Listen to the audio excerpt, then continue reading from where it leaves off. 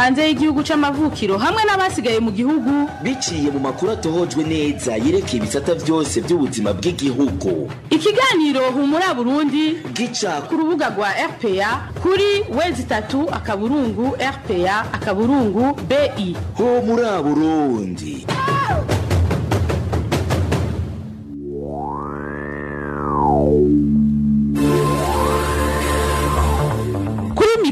Muri kumwe na Ines Gakiza.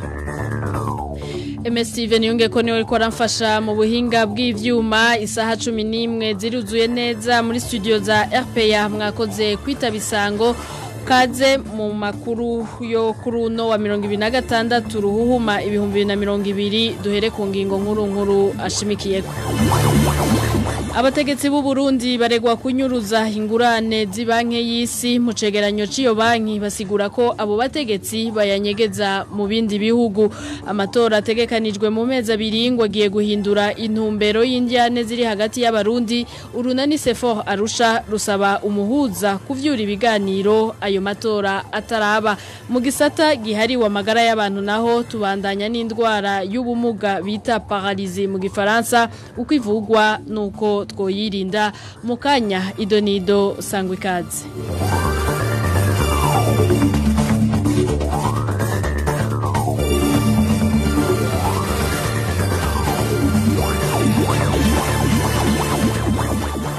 Nongeye kubaramutsa duhere kino kiganiro mu gisata c'agateka kazi na muntu. Umugambwe uri ku butegetsi CNDD-FDD warukwiye guhagarika gutanga ikimazi ugwaruka guwo mugambwe kugira bashike ku nyungu zawo. Bivugwa n'urongoye umuhari uharanira agateka kazi na muntu Ligiteka. Encher niko yagize abishikirije inyuma yaho bamwe mu gwaruka rw'imbonera kure bishwe bunyamaswa kuw'Imana uheze n'abajejwe umutekano bafadikanije n'izindi kure hari muri commune Nyabiraba mu ntara ya Bujumbura. Encher niko yagize muri biteka tubuniye bicenga bujyana kamaramaza mu gihugu cy'iko kirimo amategeko aho abantu bafatwa naho baba ariko baragwana bakicwa mu maso y'abanyagihugu, abana babona, abavyeyi babona. Na kamaramaza igipolisi cy'igihugu, igisirikare cy'igihugu gifashijwe n'imbonera kure bagandagura bunyamwaswa bene wabo.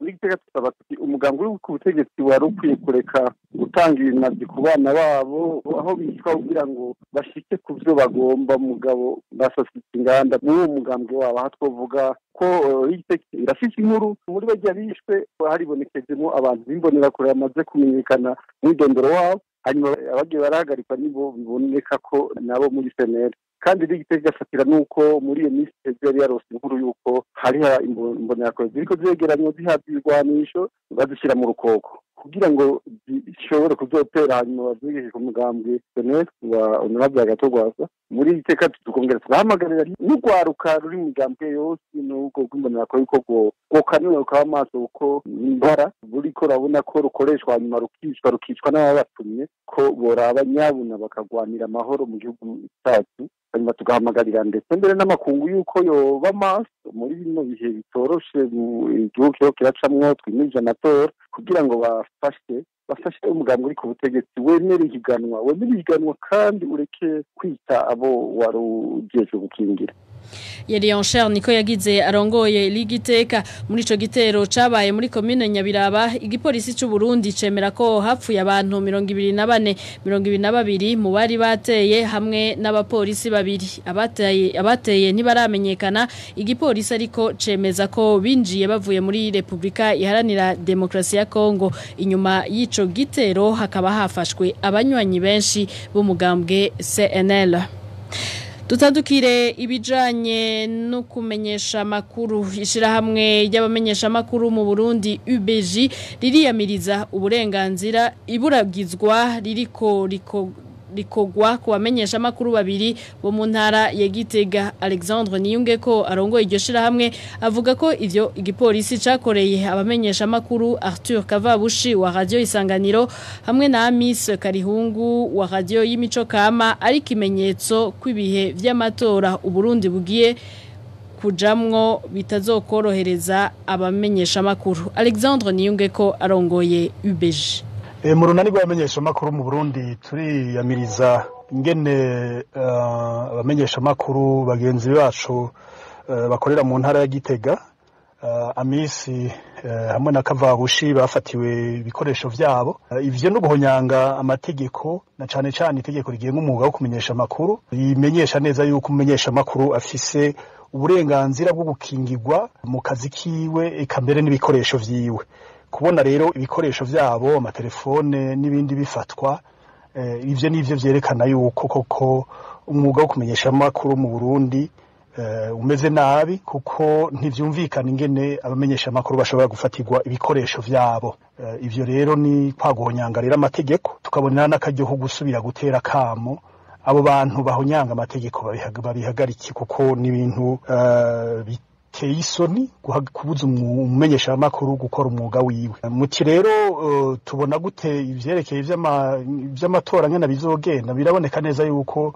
abantu batanguye kuborabuzwa uno munsi tuzi n'ivyagiye birafatwa amategeko yagiye afatwa haba n'urwego sense canke n'ubushikiranganje biraboneka neza yuko koko amamenyesha makuru batazogira akazi koroshe ko bazoburabuzwa nk'uko biriko biraburabuzwa ni ibintu bibabaje rero kandi mu runani rw'abamenyesha makuru twiyamiriza kuko ni biza guhonyanga turetse uburenganzira bw'abamenyesha makuru biza binahonyanga uburenganzira bw'abanyagihugu byo gushikirizwa makuru canke gutanga ivyumviro vyabo abamenyesha makuru Arthur Kavabushi na Miss Karihungu batwaye amatelefone yabo n'abapolisi kuva ku munsi w'Imana uheze bari babasanze aho bagiye kurondera makuru aho umugambwe MRC Rurenzangemero wari kugirira inama inkuru ziva mu ntara ya Gitega zimenyesha ko izo telefone zabo bamenyesha makuru kumwe n'iz'abanyepolitike babiri bari kumwe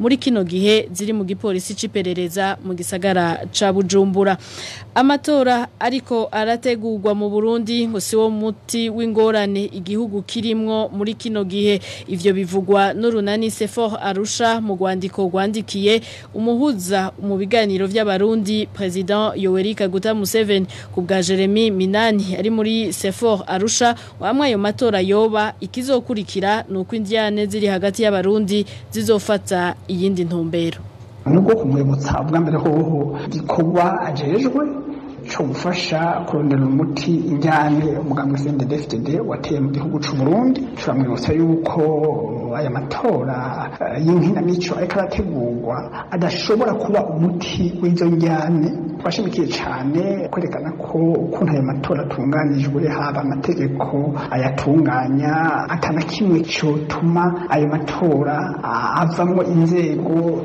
zonywanisha abarundi zigatuma Burundi buva mu njyane uravye iribwirizwa nshingiro aya matora zisunga n'ibwirizwa nshingiro ryahanze amasezerano yarusha n'ibwirizwa nshingiro ryategetswe ku nguvu n'umugambwe CNDD-FDD n'ibwirizwa nshingiro ryazimanganije intwaro rusange twashiriweho n'amasezerano yarusha ricarishiraho intwaro y'igikenye ishingiye ku mugambwe umwe uravye ukuntu ujire gutunganya amatora kambere n'itegeko rigenga ayo matora byashizweho nuko bimeze biragaragara neza yuko ayo matora n'amatora umugambwe CNDD-FDD uzotegeka ibiyavamo n'ukuntu atunganywa na cyane cyane twashimikiye kukwerekana ko urubuga rwa politiki rwiharijwe n'umugambi umwe utema gatongora ukabuza gukora iyindi migambwe ubwicanyi ukorerwa abatavuga rumwe na leta iterabwoba rigirwa n'abamugwi w'inkorabara w'imbonera kure seka mbere n'umutekano muke urangwa mu gihugu turerekana ko igice miliyoni c'abarundi kiri mu buhungiro kandi harimo indongozi za politike indongozi z'amashirahamwe atabegamiye bya politike abamenyesha makuru turerekana rero yuko muri rusange amatora adakwije byangombwa byo gutuma y'ukuri aba amatora y'ukuri ahubwo ko azoba karambaraye ku Burundi azotuma urugwimo twarimo no munsi rufata iyindi ntumbero turamusaba rero umuhuza nk'umwe bahaganira amasezerano yarusha ko yohaguruka agakorana n'abo bose biyemeje guhaganira amasezerano yarusha kugira ngo ikihutirwa habe kubaho ibiganiro bihurikiyemo bose dutore umuti w'injyana igihugu cy'u Burundi kirimo no munsi maze twiyumvire gutunganya amatora Ibiganiro vya RPA mu bisanga ku mbuga ngurukana bumenyi zitandukanye: Facebook, YouTube, Twitter no kuri www.rpa.bi. Ikiganiro muri Burundi kirabandanya dutandukire igisata c'intwaro. Abategetsi b'u Burundi bari mu banyegeza ingurane z'ibanki y'isi mu mabanki yo hanze. Mu cegeranyo cayo kiraba ibihugu 22, ibanki y'isi ivuga ko muri ayo mabanki arangwa n'igipfungu mu vy'intwaro hagiyemwo amadolari arenga miliyoni 100 avuye mu Burundi. Idonido na Emile Nibasumba. Imiliyoni 103 z'amadolari y'abanyamerika nizo abategetsi b'abarundi bamaze kunyegeza mu mabanki adasanzwe yo hanze nk'uko icegeranyo cy'ibanki y'isi kibivuga. Ayo mabanki ntasanzwe kubera ata bintu vyo kwisigura asaba uwubikijeyo amahera, inyungu usanga ari nto cyane canke ugasanga nta niyo ayo mabanki asaba, na cyane cyane ku banyamahanga. Ayo mabanki kandi usanga afise imigenderanire mike n'ibindi bihugu mu bijanye n'ubutunga hamwe n'ubutunzi, canke ugasanga iyo migenderanire nta niyihari. Ubitse y'amahera rero ntaco aba yinona, nta leta canke ishira hamwe mpuzamakungu bishobora gukurikirana ayo matungo abagwiwe canke aba ayo yivye. Ayo mabanki akaba arangwa kandi nibanga ntangere. Muri ayo matohoza abahinga b'ibanki y'isi bashimikiye ku bihugu 22 mu vyo iyo banki isanzwe iha ingurane. Icegeranyo kikavuga ko basanze amahera arungikwa muri ayo mabanki mu kiringo kitarenza amezi 3 inyuma yuko iyo banki iba yatanze ingurane muri ivyo bihugu. Ibanki y'isi igasigura rero ko biboneka ko abanyepolitike bari ku butegetsi, abandi bategetsi hamwe n'abagenzi babo aribo banyuruza ayo mahera y'ingurane aba yahawe igihugu, bagaca bayarungika ku gatwe kabo kuyanyegeza muri ayo mabanki yo hanze asanzwe yifitiye amategeko yisangije. Iruhande y'izo miliyoni 103 z'amadolari zanyegejwe muri ayo mabanki adasanzwe, abategetsi bo mu Burundi bararungitse kandi imiliyoni z'amadolari zingana 19 mu yandi mabanki yo hanze yo yafatwa nk'ayasanzwe ni banki y'isi. Aha mwomenya ko ayo mahera ibanki y'isi iba yayatanze kugira afashe ibihugu bikenye, na cyane cyane mu bijanye n'iterambere. Igihugu kiyahawe kiraheza kikayariha atanyungu gishizeko mu myaka iva kuri 20 ikagera kuri 40. Ayo mahera akarihwa avuye mu makori y'abanyagihugu. Tugushimire Emile Nibasumba. Ubukene bw'isukari hihingurwa n'ishirahamwe Sosumo buribonekeza mu ntara ya Gitega haraheze indwi. Muri iyo ndwi imwe gusa ku kilo c'isukari hamaze kwiyongera ko amafaranga 500 ku giciro cari kihasanzwe. Ivyo biruka ariko mu gihe abajejwe intwaro bavuga ko umwimbu w'isukari wifashe neza mu gihugu. Inkuru ya Mariange Irakoze. Igiciro c'ikilo c'isukari gisanzwe kizwi n'amategeko n'amafaranga 2500, ariko muri kino gihe hatanguye kuvugwa ubukene bw'isukari nk'uko abanyagihugu bo mu ntara ya Gitega baganiriye nayo babivuga ngo ikilo kimaze kwiyongera ko hagati y'amafaranga 300 n'amafaranga 500. Kubijanye n'ikibazo c'isukari mu gisagara ca Gitega cyabaye ndanse ku buryo udashobora kumenya ibi igurwa kuko umuntu ayigurisha ayo yishakiye. Musanzwe c'isukari cyari kwezi n'amategeko amafaranga 2500, ariko ubu hagati y'amafaranga 3,300 n'ibihumbi 2,800 bivana mu wese nyene ayidandaza canke n'abayayironse. Abanyagihugu basanzwe bagura isukari bafise amakenga kwibura ry'iyo sukari mu gihe mwihinguriro ryayo Sosumo bavuga ko umwimbu wabaye umurengera. Twebwe dufise ikibazo rero nk'abantu dusanzwe twisuma kuko hari n'igihe usanga mbere no kundi kitaboneka ku bwinshi cyane. Tukaba dusaba rero abagize intwaro yuko boraba ico kibazo bakagikura mu nzira kuko ntitwumva nyene bandanye iduga, kandi muri Sosumo bavuga yuko isukari ari umurengera yabonetse mu bwinshi. Amakuru dukura mu begereye abakozi b'ububiko bw'iyo sukari bavuga ko isukari itangwa ukuri kwamye, aho bivugwa ko umufuko w'ibiro 50 ugugwa 111 n'amafaranga 500 ku badandaza bishikira mu bubiko bwayo. Abadandaza bato nabo bavuga ko uwo mufuko usigaye bashikira ugeze ku 130, ni mu gihe igiciro kizwi n'amategeko abo badandaza bato bategerezwa kuyironka ku 115 ku mufuko. Bamwe mu bigisha bahurikiye mu kigega kijejwe gutunganya ivy'uburaro kubigisha Fonds de logement des enseignants muri migu gifaransa bariyamiriza iduzwa ry'amahera bakatwa n'abarongo ico kigega amafaranga yagwijwe na kabiri kuva mu ntango z'uyu mwaka bigakogwa batagishijwe inama ni nkuru ya Emmanuel Ndayishimiye. Abo bigisha bahurikiye mu kigega kijeje gutunganya ivy'uburaro kubigisha Fonds de logement des enseignants bavuga ko mu kwinjira muri ico kigega bagiraniye amasezerano ko bazohora bakatwa amahera 600 ku kwezi ariko kuva mu ntango z'uyu mwaka ayo mahera yagwijwe kabiri.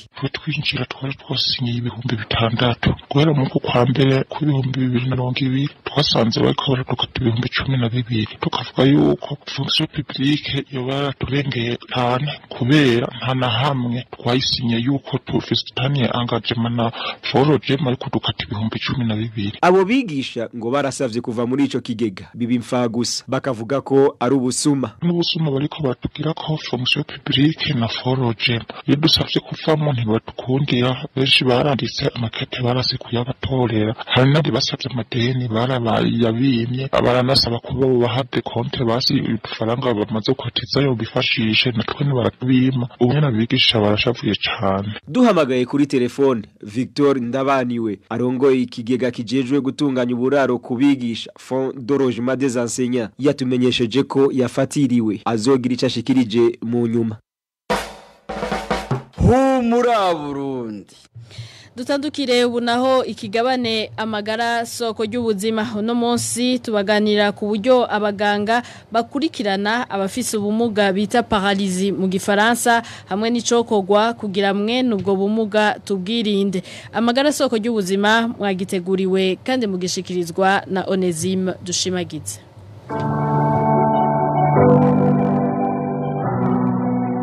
Amagara soko ry'ubuzima.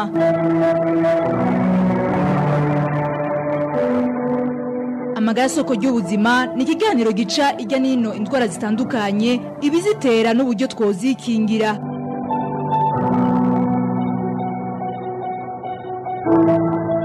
Ikiganiro amagara soko ry'ubuzima gica ku radio ijwi ry'abanyagihugu RPA ku munsi wa gatatu. Turaramukije inshuti bakunzi b'ikiganiro amagara soko ry'ubuzima. Mu kiganiro giheruka twarabonye bimwe mu bituma umuntu afatwa n'ubumuga bita paralysie. Twarabonye ko buva hanini ku masanganya no ku ndwara zimwe zimwe nk'izifatira mu mitsi nsoza bwenge. Mu kiganiro cuno munsi turaja kubona uko abaganga bafasha bamaze gufatwa n'ubwo bumuga hamwe n'icokogwa mu kubwirinda.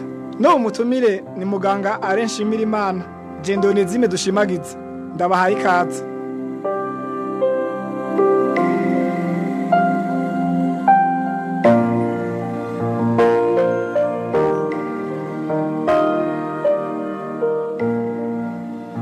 Kugira bimenyekane ko umuntu yafashe n'ubumuga bita paralysie hari ibimenyetso bitabesha byigaragaza ku mugwayi abaganga baca bafatira ko mu kumupima. Muganga Arenshimira Imana aratwiganira bimwe muri vyo. Kugira umenye ko umuntu canke we nyine amenye ko yagize paralysie ari ibimenyetso umubonera ko uhereye mu maso umuntu ashobora kudashobora gutwenga canke nibwo atwenze ntubibone umuntu ashobora no kudashobora gukubita ingohe umuntu ugasanga umuntu wahetamye canke ugasanga umuntu umubwiye uti vuza uruhwa canke kobereza ntabishobora canke ugasanga kuvuga ururimi rudava mu kanwa bimwe twita dysarthrie ivyo biyankogi mu gihe ikibazo cyateje paralysie cyafatiye ku mitsi imwe muri ya mitsi nsoza bwenge ituruka kuri ka gace k'ubwonko bita tronc cerebral ya misiso zabwe gitare nerekanye. Ikindi iyo umanutse mu maso akoja kumva canke akabwira abo bari kumwe ko yumva inguvu zitera zihera ku ruhande rumwe rw'umubiri kuvuga umutumba hamwe n'ukuguru be n'ukuboko biri ku ruhande rw'umutumba.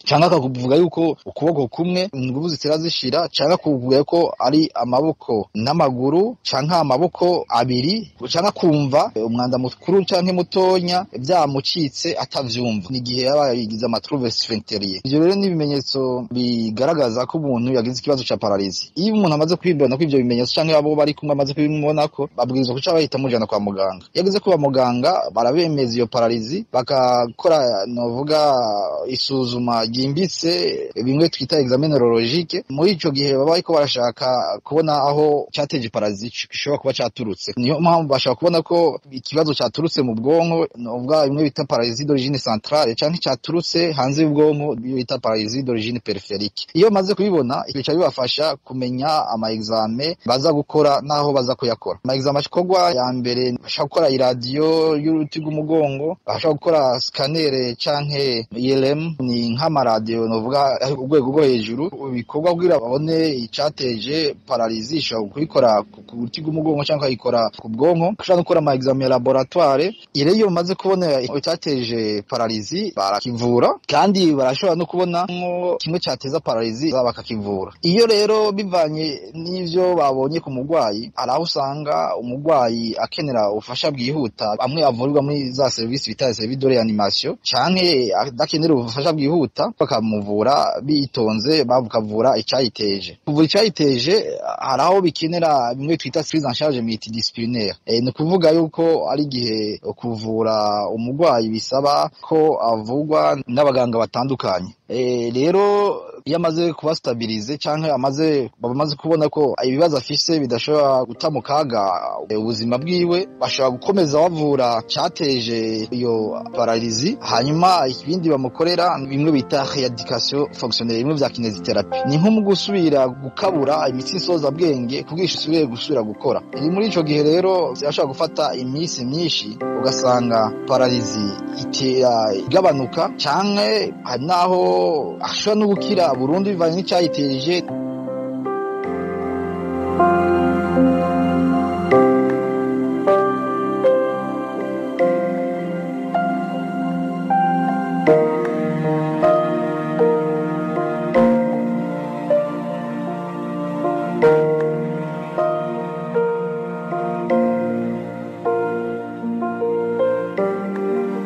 Bumwe mu bufasha butangwa n'abaforoma canke abagwaza kuri uyu yafashwe n'ubumuga bwa paralizi ngo buba bugamije gukinga inkurikizi ziherekeza ubwo bumuga.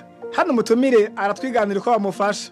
Ubwo bufasha ni ubufasha buba bugamije gukinga izo twokwita complication cyangwa ingaruka za paralizi. Izo ngaruka za paralizi ya mbere ni icyo twokwita ivurirana ry'amaraso rishobora kubera mu mitsi y'amaraso. Iryo vurirana rero yo bibereye nko munsi yo mu maguru cyangwa ahandi, ayo maraso yavuze ibyavuze bishobora bikaduga mu mutima, bikagera no mu mahaha, bigateza bimwe twita emboli pulmonaire. Umugwayi agatwagwa na emboli pulmonaire.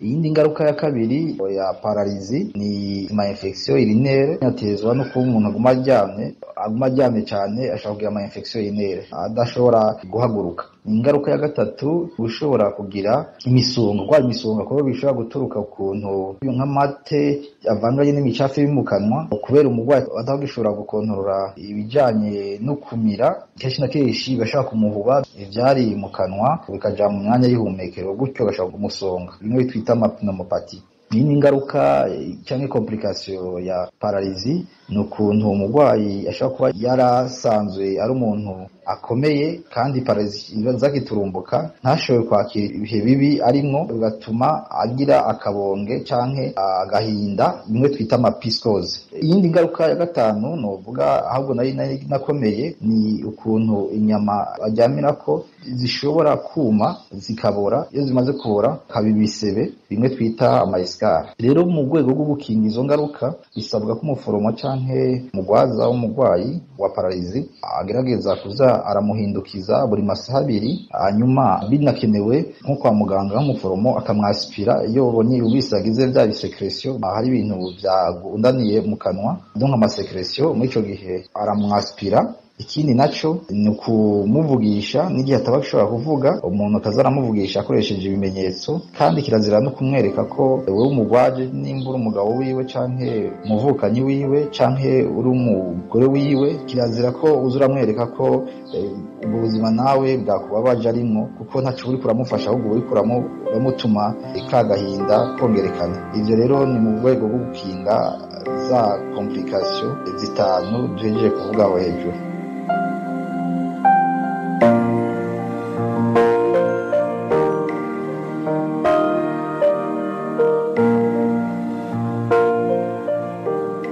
bufasha bushobora guhabwa uwagwaye pararizi mu gihe bamaze kubona icayiteye ngo birasaba kenshi ko haboneka abaganga b'abahinga mu kubaga abo bita abanerochirurgie.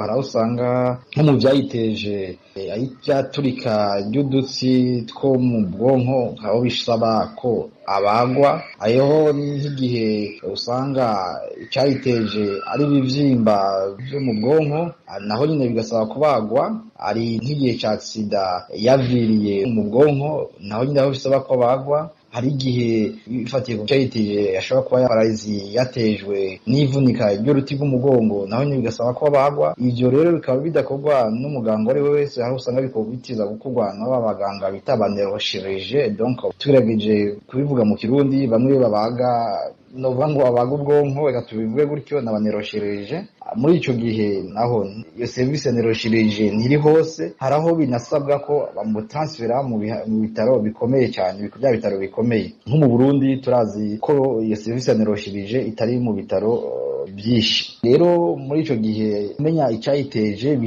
bisaba no kumenya imyanzuro ifatwa mu buryo bwihuse. Nk'igihe naho yatejwe na hypertension canke zindi ndwara naho nyene bisaba service specialisée ishobora gufasha umurwayi. Rero inyuma yo kuvura icyayiteje canke gukurikirana umurwayi ufatiye ku cyateje iyo ndwara haraba nkuko tujeje kubivuga icyo bita rééducation fonctionnelle. Rééducation fonctionnelle nimwe bita kinésithérapie. Nazo nya kinésithérapie ntabwo zigwiriye mu bitaro byinshi, nabyo nyine bisaba ubufasha bwihariye. Hariho n'ico no soins infirmiers ni bifasha butangwa n'umuforomo canke bigatangwa n'umugwazi.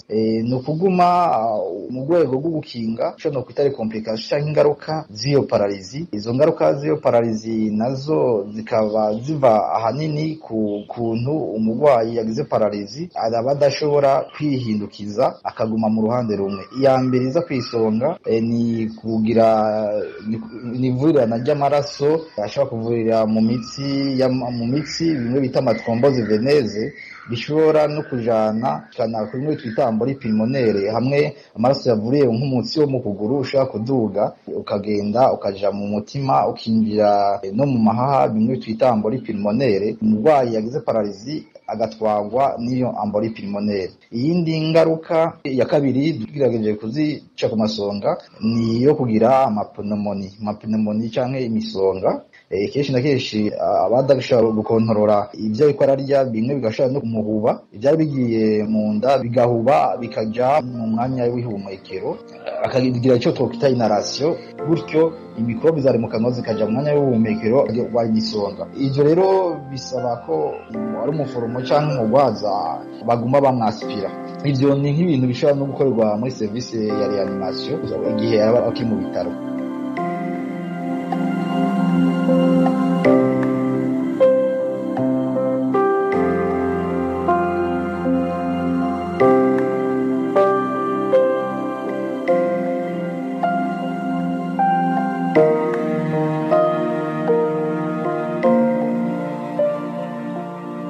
Muti none twokwirinda gute ubumuga bwa pararizi?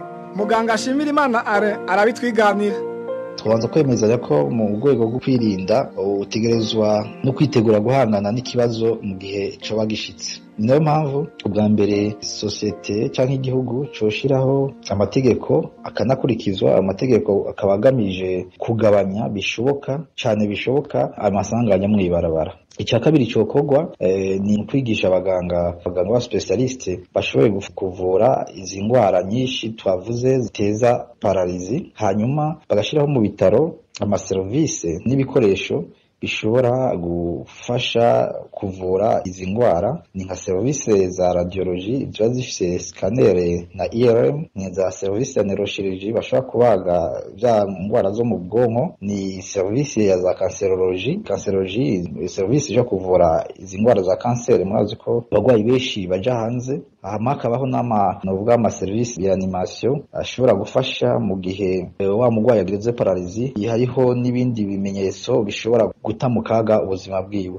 Nyuma yo gushiraho ibikoresho n'abaganga bashobora gufasha umurwayi yagize pararizi n'ibindi bibazo, ndumva ko boshobora no gushiraho novuga uburyo canke access uburyo bufasha abanyagihugu gushobora gushikira izo service n'aba baganga novuga ni gushiraho assurance kuri bose uburyo umugwayi afise uburyo bwo hasi yagize paralysie ashobora kubona bwa bufasha bwose bukenewe mu kuvura paralysie. Ikindi cokorwa mu rwego rwo gukinga paralysie no kugira umuco ukivuza. Rero abantu benshi bamba bivuza uko vyanse twabonye ko ari ingwara muziteza paralysie ingwara zishobora kumenyekana mu gihe uzivuje neza ukazikurikiranisha neza ata kibazo uja kugira nka za hypertension za diabete y'amadislipidemi canke ya bya binure birenze byo mu maraso bishobora guteza iziba canke iturika ry'imitsi y'amaraso bityo umuntu akagira paralysie. Muri ico gihe izo ngwara nizo twita maladie cardiovasculaire ikizivuje naho nyene uwo ko rikingira byago byo gushika yaho uzogera ama paralysie. Hariho rero no guha umwanya izo twokwita loisir ni imyidagaduro ni kuvuga iyo sport y'ama sport nabyo ne turazi ko bifasha kugabanya ibyago byo kugira za ngwara bitari maladie cardiovasculaire duvuzaho hejuru ahubwo binafasha n'igihe zigwaye ko zishobora kuguma ziri stabilize. Ikindi nk'ivyo byo hejuru remezije no dietetique nko ku bantu barya nk'ingurube bakagerageza kuzirya zihiye. Twumvise ko inyama ingurube zigwaye inzoka za teniya zishobora naco gutwa ikimwe nubwo bitakunze kuboneka kimwe mu biteza ya cercose cerebrale gutyo umuntu ashobora kugira paralysie turutse kubera yariye nk'inyama zidahiye z'ingurube.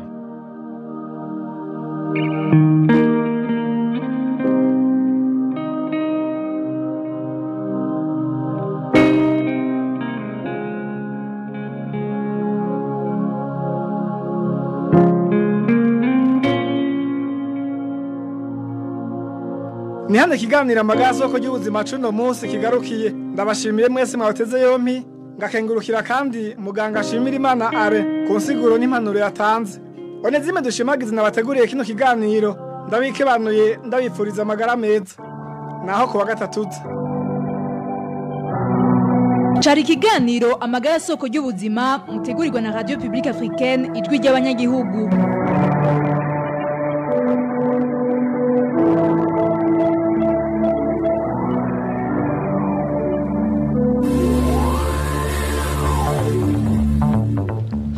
Turagukengurukiye na wewe Onezime dushimagize kuri ico kigabane amagara soko y'ubuzima waduteguriye kandi uhejeje kudushikiriza. Ni naha rero dusozereye ko ikiganiro muri Burundi cyo kuri wa 2026 ruhuma 2020 mwakoze mwe mwaduteze yompi. Ndashimiye abamfashije mu buhinga bw'ivyuma Ines Kakizana ari kumwe namwe ndabikebanuye ndabipfuriza kugira ibihe byiza. Ni ikiganiro gihuza abarundi bahunze igihugu c'amavukiro n'abasigaye hagati mu gihugu biciye mu kubashikiriza amakuru atosoye.